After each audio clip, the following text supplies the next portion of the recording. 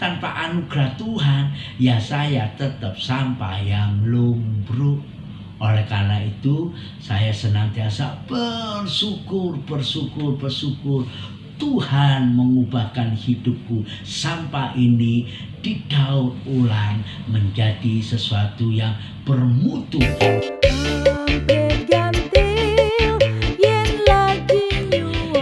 Haleluya.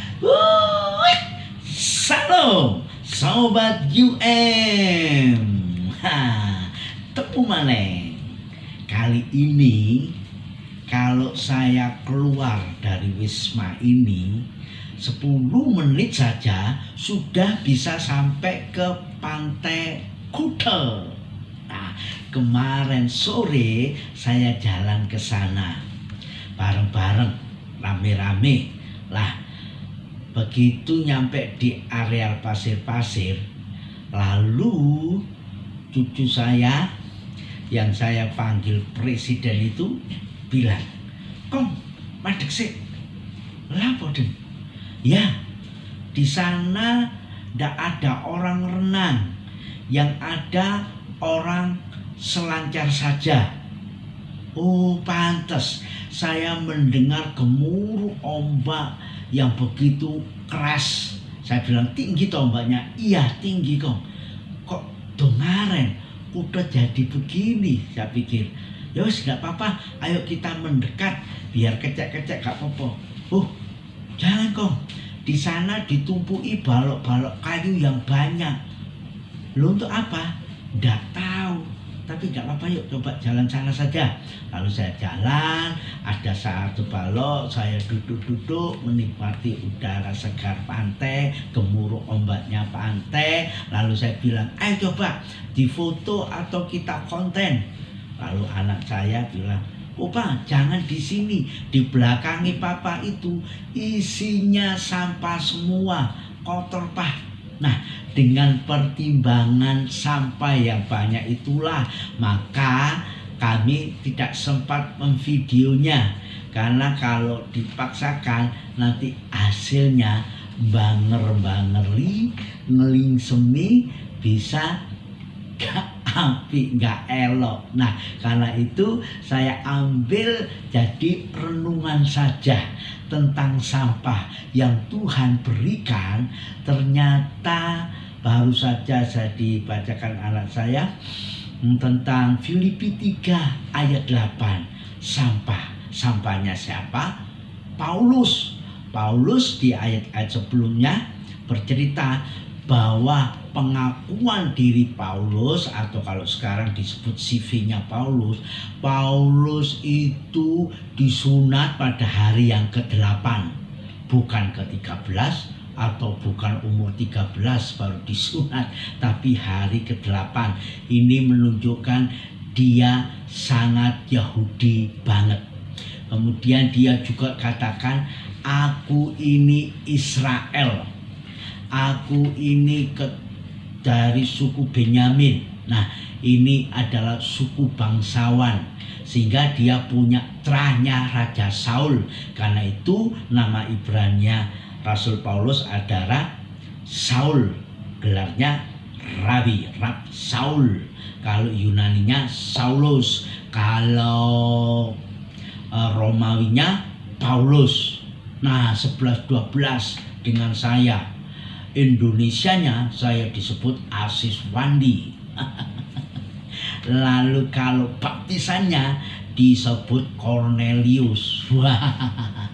Kalau channelnya disebut channel Wandi Urip Mulyo.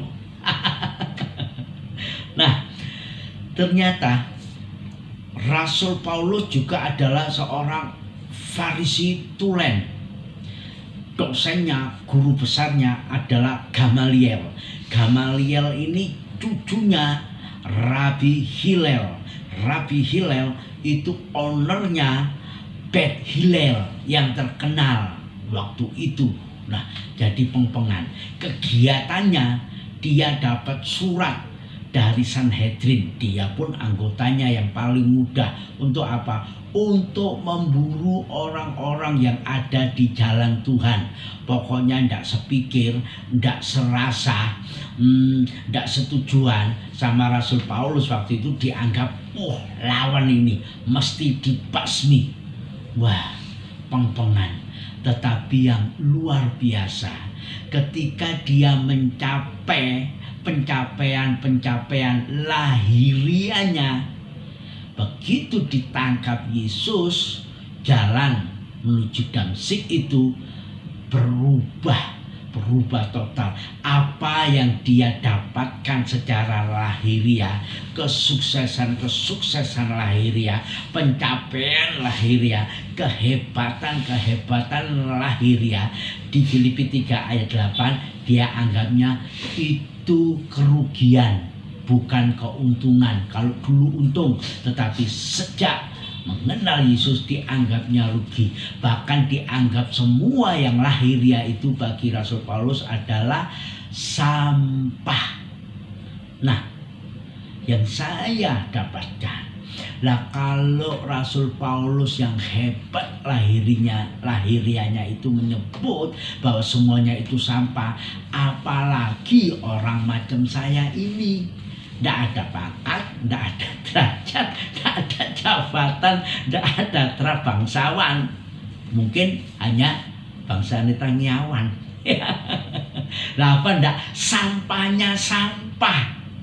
Tapi yang hebat, begitu Tuhan Yesus melihat sampah-sampah yang lumbruk itu, sampahnya sampah juga yang lumbruk, maka Tuhan oleh kasih karunia-Nya, oleh anugerahnya, oleh kebesarannya diangkat, diambil, dipralinakan, didaur ulang, diprovidensiakan, dipelihara, diubahkan menjadi sesuatu yang berharga di mata Allah.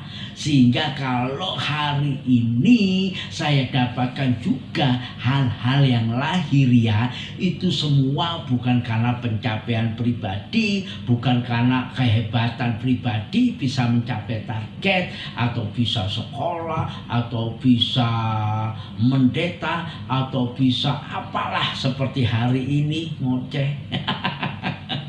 Itu semua tentu karena anugerah Tuhan. Tanpa anugerah Tuhan, ya saya tetap sampah yang lumbruk. Oleh karena itu, saya senantiasa bersyukur.